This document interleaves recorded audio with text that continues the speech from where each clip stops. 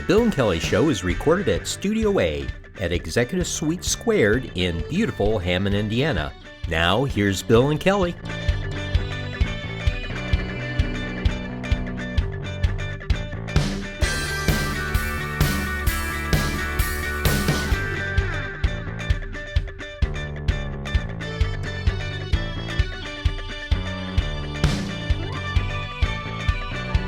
Hello and welcome to the Bill and Kelly Show. We are honored to have as our guest the founder of Rescueber, which is a rescue transport that transports rescued animals all over the United States. And we also have a author, Harrold, who is with Rachel today. So hello to you both. Hi there, how are you guys doing? Fine, how you doing? Hi, We're Harold. doing all right. Hey, Harold. Say hi. He's so cute. Now, He's- is he a mix or is he a purebred? So we haven't DNA tested him. We've DNA tested our other animals. So we'll be getting that during the Amazon Cyber Monday. So stay tuned. Okay, all right. But yeah, he's 12 years old. He'll be 13 in February. Oh, he's Yeah. adorable. Yeah. Right now, Harold is trying to figure out why these people in front of him don't smell. He can't smell. True. What? They I could can't- turn it around. Maybe feel more at ease if he's looking at the other end of me. Yeah, then you'd end up with nose prints against your monitor. That's right. So, Wouldn't be the first time. well, Rachel, why don't you tell us a bit about yourself, where you're from, where you're raised, and what made you think to create this organization, this Yeah. rescue transport? Yeah, so I live in the hometown I was born in. So I'm in Oak Park, Illinois, which is the first suburb west. I always said I was never going to live in my hometown, and I am. And I have been involved in rescue on a small frame. So we rescued my first dog as an adult from Animal Care League, which is the shelter in Oak Park, 9 years ago.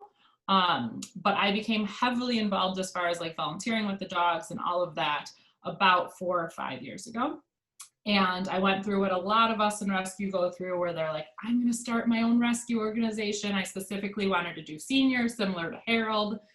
And I just saw, all of the stress that my wonderful, amazing friends that own rescues go through, but also that they were already doing a really great job. So I would rather assist in those amazing jobs they're doing than create something all brand new myself.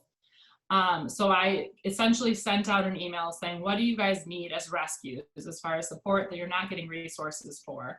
And every single one of them came back with the exact same response of transportation. Yeah, so I was really surprised and I was like, I don't know what that'll look like. So essentially by transportation, that's them leaving the shelter or animal control to go to a foster home or a rescue facility.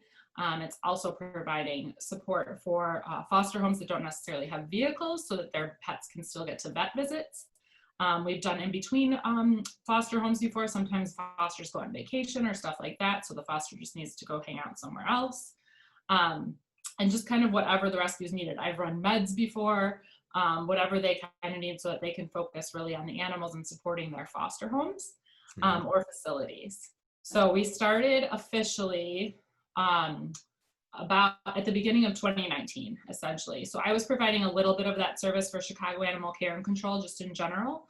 But that's when I really started, and I made a goal in 2019 to do 200 animals. And we finished the year with 262 animals. Wow. Last year. And then I also realized that I was not going to be able to support the organization without becoming a nonprofit. So we officially got that status in October of last year. And I was actually doing pet sitting to pay for gas for transports previously. Oh, wow. So I'm a nurse is my full-time job that I work with kids and families on a community basis. So I get to do that usually even before coronavirus virtually for the most part. I meet some families in person. So it was really flexible to be able to transport with as well. So I was really grateful for that. And so in 2020, we made some big goals, even without knowing what was going to happen with the pandemic, of 1,000 riders. And my board was very supportive of that. In my head was like, I have no idea how I'm going to make that happen. I was driving a Subaru Forester, which essentially has a max capacity of 2 medium to large dogs and maybe, if I'm lucky, 10 to 12 cat carriers. So essentially we had made a goal at the beginning of the year, eventually by the end of the year, this year, to get a van and to do a bunch of fundraising events for it and all of that. Then COVID happened. And what I say is that a lot of people have had a big impact of what COVID's meant in their lives, but one group of individuals that has had a great impact is animals. So people have really had time to welcome foster animals or adoptive animals in their home. And that has really meant huge things for what animal welfare looks like now. But it also essentially overnight quadrupled our request for transports, literally. So that kind of put our goal of the van into overdrive. And we were able to get a van end of May that was able to meet those needs. And a lot of that need was especially, we got really lucky that in Chicago, we had so many homes opening up their doors that our animal control was able to stay pretty low as far as intakes and as far as other dogs needing homes and strays and all of that. So I was able to help a ton in a lot of the Indiana animal controls that didn't necessarily have as many homes available. Berrien County is one we work with in Michigan. And then we also got to go a bit further out to Texas. So we've done Palm Valley, Sarah's Animal Sanctuary. Louisiana is a partner we do monthly in Monroe County. And then we just did Florida, which was with Best Friends Animal Society in a cat transport. So yeah. Literally, and Florida too. And so, and you still maintain your day job? I do. So most of the transports are, if it's a quick one, so if it's like Chicago Animal Care Control, I do those during my lunch or after work, so around 4:30, 5 o'clock. Right. And most of the longer transports are on weekends. So Louisiana, we do in 2 days. And then some I do take vacation. So for Florida, I took a couple of vacation days. Wow. Yeah. And is your goal eventually maybe to give up your day job and yeah. So I'd love to, I still want a little sliver of nursing left in my life. So I would love, and something I've always wanted to do is teach. So kind of my goal is to be able to teach 1 or 2 nursing classes online so I can stay on kind of that being remote aspect. And then do not only rescues, but also some just traveling in general with the van to save on costs of hotels and all of that, and also safety at this point. We are building kind of a little bit of a platform bed, a little kitchenette in the van too, so then we don't need to stay in hotels. And we can just safely kind of get on the road, stop at a campground or something that we're a little bit isolated, and enjoy that for the evening before we transport the next day. So throw in some travel in there too. And eventually we'd love to take some seniors like Harold that are waiting for adoption and do kind of some mini road trips or something that kind of gives them some exposure and some cool stuff to look at. Well, Right. then you have to worry about getting someone to house sit or dog sit. Exactly. Sit. So, wow. Yeah. So you just move the entire population with you. Yeah. Why not? Awesome. Awesome. Well, yeah. Now, Harold has some interesting background, right? He is just recently authored a book. He did, yeah. So Harold's rescue background is that he, his owner went into a nursing home, which is something that we see a lot with especially senior pets, is that their owners are either passing away or in nursing homes, and they didn't necessarily have a plan for them. So he ended up at one of the Southside Animal Controls, and I got a request from Lulu's Locker Rescue to transport him, and the moment he got in my car, I knew that he was going to be mine. Eventually, I had a foster dog in my home already, so I had to get that dog adopted, and he hung out with his foster, Laura, until then I was able to adopt him on March 18th. But he recently wanted to, it was really important to me to kind of share what rescue is for kids. As a pediatric nurse and just nieces and nephews and all of that, I get questions all the time how to appropriately explain what rescue is and where these animals come from and all of that. So this was kind of a perfect aspect to do that. And Harold is the author and the star of the book. He's driving the van, essentially, doing what I do, but as a dog, and picking them up and kind of explaining where they came from and their background, and then finding some loving, amazing adopters. So yeah, so that will be out. It's at the printers now. So that will hopefully, we are hoping for it to be out the week before the holiday. And the name of the book is Harold Lou Rescues 2. It is, yes. Cool. Well, Harold, I have some questions for you. Sure, he's I ready. would like to know, Harold, first of all, you're kind of the face now of Rescueber. So how does it feel to be like a mini celebrity? Oh, look. What do you think? He's Really? got, he loves it. He does love it, but he's so, not bragging about it or anything. I Right. like the fact that he's just very chill about what He's he's a very humble doing. guy. Yes. Yeah. And Harold, how do you like living with Rachel now? Do you What? No way. Oh my gosh, that is so exciting. I can't believe, and you are wearing the coolest hoodie I have ever seen. Can you show that to our audience? Look at that. I love rescue canines. Oh my I God. love rescue rides. Oh, you love Cool. rescue rides. You are such a cool dude. And you're 13 years old? Yeah, so say I'll be 13 in February, and we're actually doing our annual gala will be his bar mitzvah. Oh So- my Oh, goodness. I wow. love that so February much. 6th. Bar mitzvah. How do you? Oh Yes. my goodness. I love it.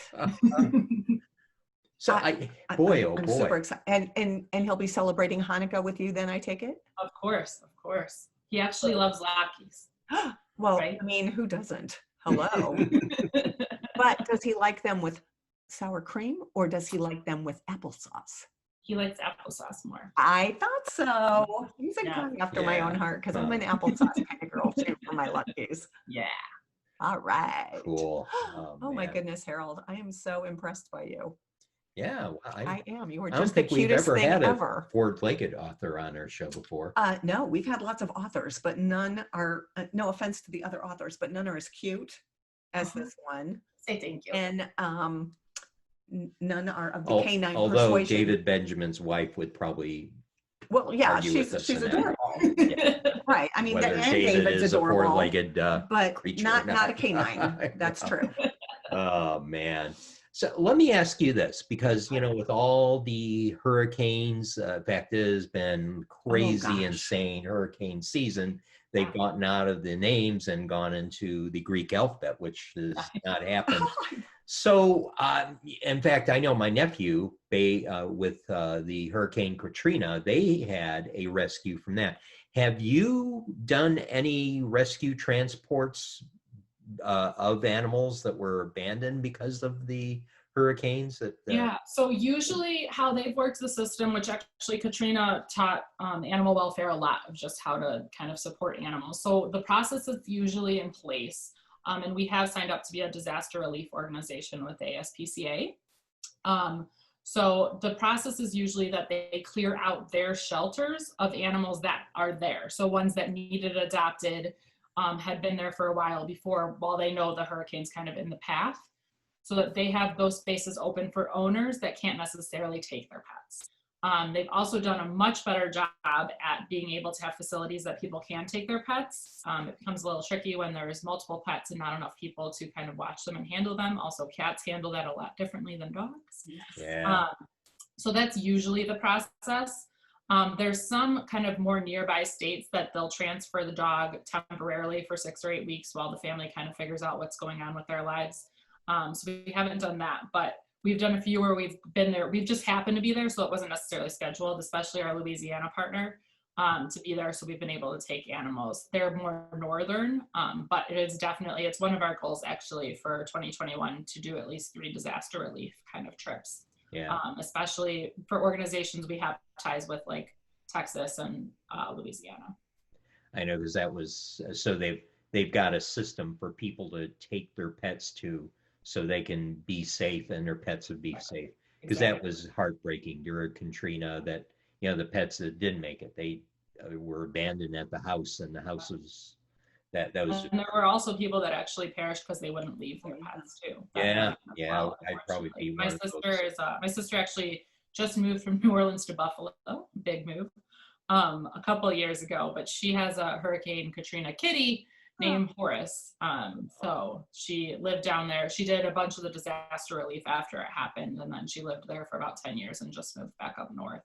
But yeah, Horace is a survivor and a tough kitty for sure. Yeah. This is Yeah. awesome. Awesome. So, what are your hopes and your fundraisers? I hear you mentioned that you have a gala coming up, and Yeah, so we're doing.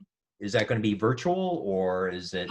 Are you doing that during this? Lovely. I know, this unforeseen time. So how we've kind of set it up is we're kind of preparing for virtual if for some reason something miraculous changes, but we want to make sure it's as safe as possible for everyone. So that will be February 6th. And like I said, it'll most likely be online. We're going to have an option. Your ticket would include a food platter. We have a really great Mexican restaurant that's working with us. Oh, nice. We're going to have some swag with that. That's Harrold specific. So we're really excited about that. We'll like Harrold could be part Chihuahua. So, I mean, going with the Mexican thing makes sense. Exactly.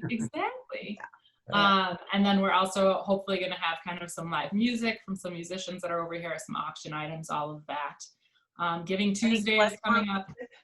Huh? Any klezmer music? Oh, I should look some up. I should. Yes. I bet they do virtual. I'm sure somebody does. And yes. Music. That's a great suggestion. I didn't even think about that. So, and I take it that I'm sorry, I didn't mean to interrupt. Go ahead. Oh, it's okay. And I was just going to say, so Giving Tuesday is coming up, which is a huge day for a lot of organizations, not just us, especially our rescue partners. And something that I forget to brag about that people remind me is that Rescueber's main goal is to not have to charge rescues for these transports. So our goal is to raise those funds so that the rescues can really ideally rescue another heartworm dog and spend that money that they would on transport towards the medical of that animal. So we'll be doing some fundraising. We're going to be introducing, if you check out our Facebook or Instagram page, we're going to be introducing a different animal that we were a part of their story every hour from 7 a.m. till 7 p.m. So we have some thank yous from some adopted riders, some riders waiting for adoption. Harrold's story will be in there. So we're going to be kind of just covering that and kind of sharing really what we do. And we're really excited about that. Do we have any other events? No.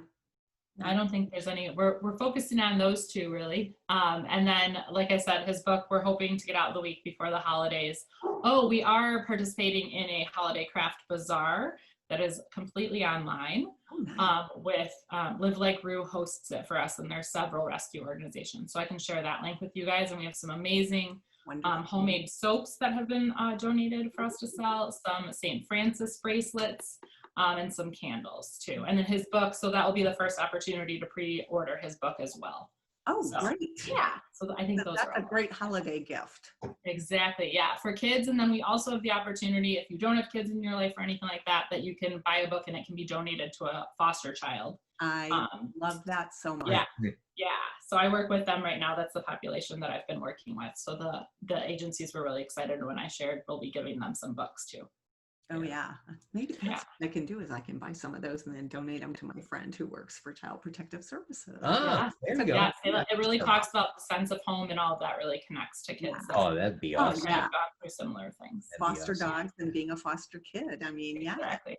Yeah, they have a huge connection. And for people out there who have always bought a dog from a breeder or whatever, and I have nothing against good breeders and everything else, but I have always, since I got older, my parents did buy some breeder dogs and they were great, but I'm a rescue girl. I mean, every dog that I've had is a rescue, and they are the most loving, wonderful, fabulous dogs and cats.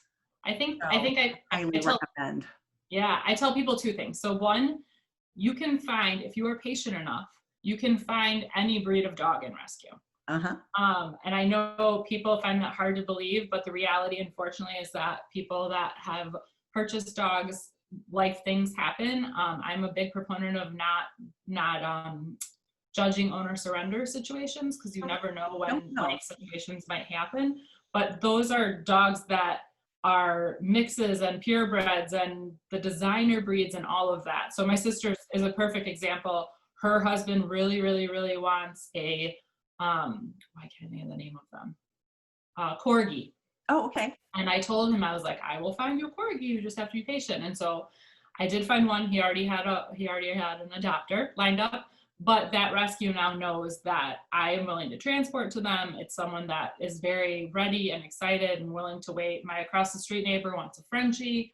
So I think that you just have to be patient enough. And like you said, I just think that in my experience, rescue animals just have a different level of kind of realizing the impact you've made. I love Who Rescued Who. Harold, I technically have 4 rescue adopted animals, and then we have a foster kitten that's running around somewhere back there. But they just have a different sense of kind of that of why you're in each other's lives, I think is the best way to explain it. So when I lived in Florida, my late husband really wanted an Irish Wolfhound. So we got on a register for one of those if one came available. And they called me one day and they said, we don't have an Irish Wolfhound right now, but we just picked this dog up. They brought it over. It was a Borzoi. He got out of the van. He was all emaciated and everything because he'd been tied to a tree for like 2 weeks because the people left the house and left him there. Yeah. He ran up next to my leg and just leaned against me. And I'm like, dang it, this is my dog. Well, we also ended up getting an Irish Wolfhound too. So yeah, they really are. I mean, they're kind of everywhere. Yes. They really find you at the perfect time, I think. And absolutely. And you know, this is crazy. Dexter, I adopted him and we thought he was a black lab. He was from an animal shelter here in Porter County. And he looked like the cutest black lab puppy. And we of course took him to vets to start his shots and everything, and the vet said this is not a black lab. And so what? The body's too long. It's going to be I'm guessing it's going to be a basset hound black lab. And so but fast forward about 5 years after I've had him, the dog park that he went to, the indoor dog park, approached me and said, there's a lady that's looking for a half lab, half basset. And I said, you're kidding. And I would never dream, Dexter, although she would probably give him up in a minute's notice, but he's got an attitude. But she wanted $3,000 to pay. She was specifically looking for it. If you could imagine a black lab with very short legs, that's... We've seen a few come up from Kentucky. Yeah. Oh, that makes sense. We joke too with these kind of they're designer, I guess is what the places call them, but they're mutts. That's the thing, is that they're mutt dogs. They're a mix of dogs, which is my personal favorite. Jay, who's bigger, he's napping upstairs. We actually DNA tested him, so he's a Lab Shepherd Chow Amstaff mix. We had no idea how big he would be. We joke because his paws are the exact same size they were as a puppy, so we thought he'd be a 120-pound dog. He's a perfect 60 pounds. He comes on some of the rescue rides too, depending on how big it is. So I thought Dexter's paws were huge as a puppy. I said, oh man, this is going to be a big, and we kept on wishing that that was wrong and his legs would grow. No. His feet got bigger and his ears got bigger, but that's about it. And his belly got bigger. Oh, yeah. He's a well-fed dog. Oh, yeah. In fact, while there, his belly was dragging on the ground. I believe it. It's hard to be a basset. Yeah. Oh, man. Boy, but this is great service that you provide. So Absolutely. And it's something, as you investigated, that's what the rescuers needed, someone to transport. Because they have to take care of the shelter and also you're able to bring them rescues from all over the United States. And especially your goal is to go to all 50 states. The goal is to do all 50. Eventually I would like to get to all 50 too, but we have some amazing supporters and volunteers kind of throughout. So one of our board members lives in Arizona, so she did a transport in Arizona. One of ours lives in Pennsylvania, so she'll be doing one. We actually have a monthly donor who lives in Hawaii, so I'm hoping she can do one for me out there. Nice. We're hoping to do some Utah and all of that, hopefully in the spring. But all 50 states eventually for me, but for Rescueber the next couple of years, ideally. I was about to say, I think you just got an additional volunteer to your volunteer. Especially if you need one in Travel, Alaska. animals. I It's the told you. only state I have not been to. Yeah, and it's Yeah. like, Wow. so. I want to go up there too. Yeah, she's you got her. Well, then we'll go together. Yes, Road perfect. trip. Woo, woo. Yes, Oh yes. my goodness. Oh boy. That you could make a reality show just out of that. Oh yeah, True. there It's we true. go. Someone talked about that. Someone said, why don't you just put a GoPro in your van? And I'm sure you can get a YouTube following and all Absolutely. that. Yeah. Well, I think Harold needs his own show anyway. Oh, for sure. We'd have to have like a low, he has a bed that's in between the two seats. So he gets to go on a lot of the transports. We put, not just for him, just for safety protocols, but we put a van door in. So there's a door right behind the seat so he can safely be secured and isolated from the other pups. And he's small enough. Jay's a little big, but he's small enough to kind of just chill in between those seats. So he was with us at Florida for the cat transport. I'm We all call him about Cat Harold. Co-Pilot. I'm all about the Harold show. So when Yeah. that starts up, let me know. Yes, for sure. One of our platforms. Yeah. Yeah. So, oh boy, this has been great. Before we wrap up the show, we'd like to tell people about how they can get a hold of you, Yeah. how they can donate, and tell us a little bit more about the gala. The pets dress up in tuxedos and bow ties. Yeah, we're ordering Harold's actually shortly. Awesome. So the easiest kind of one-stop shop is our website, which is www.rescueber.org, and Rescueber is RESCUEBER. So rescue and then BER. We'll make sure it's part of the video. So Yeah, right. Perfect. So yeah, so that's the best way. And that will have our events listed. That has a donate button that's right there at the top, really easy. You can put in credit card information or your PayPal information. And then we also are on Instagram and Rescueber and Facebook as Rescueber. So if you just do facebook.com/Rescueber, same with Instagram, we are on there as well. And Twitter, although I need to step up my Twitter game. So we're still working on that one. And the same contact for you if there's a rescuer that would like to use your services. So so the easiest way is the website, because then that'll go directly to our email address. And I absolutely can talk through how that process works. And also anybody that's willing to volunteer, we are able to, if you do want to do a transport in your state and you need some financial support for your gas money, we're able to help with that as well. So right now we're pretty full on drivers for the van just because of our insurance precautions, but we have plenty of funds available to help if you would like to kind of be one of those 50 states and transport an animal. Yeah, like I said, you had her at transporting animals. Yeah, we need some more over there. So yeah. Well, listen, we better start wrapping up here, and so we'll make sure that all the information on how to contact you is on the video. Great. And Harold, we really enjoyed having you on. Yes, so much. And, our first canine author, and we are super excited. Yeah, and I cannot wait to order the book. Yes, thank you. I like your urban style, Yeah, Harold. Thanks. Yeah, the hoodie is Warm and stylish. That's right. Yep. Well, listen, with that, we'll go ahead and wrap things up here and wish you a very safe and enjoyable rest of the week. Absolutely. And I keep on, someone told me I got to keep reminding people because we're on YouTube now. Please hit that subscribe button if you're interested in subscribing to our channel and getting notifications anytime a new show comes out. So there you go. You can know when the Bill and Kelly show comes out. Yeah. So with that, we'll say goodbye for now. Bye, everybody. Bye, everybody. Thanks so much. Thank you.